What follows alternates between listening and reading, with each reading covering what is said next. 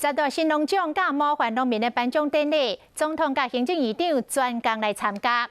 看到农友的打拼甲成就，总统也感动也佩服，讲政府会全力配合着农业的研究甲发展，让台湾的农业继续伫世界发光。为总统蔡英文的手中接下牌匾，10大新农的得主拢真欢喜，证明因的辛苦付出有代价。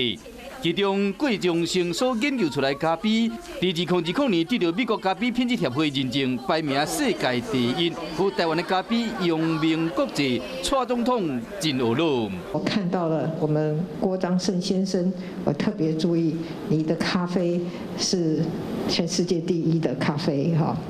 有总统的肯定，郭忠生心内真欢喜嘛，真骄傲。伊讲为了要争取世界第一的咖啡，过程真正无简单。 巴拿马引进来之后，我们发现我们种出来，它的性状大概有5、6种以上。我们知道它的性状既然不一样，它的风味是绝对会不一样。我们就跟做这些不同的性状分别采收处理之后，我们把里面风味最佳的选拔出来。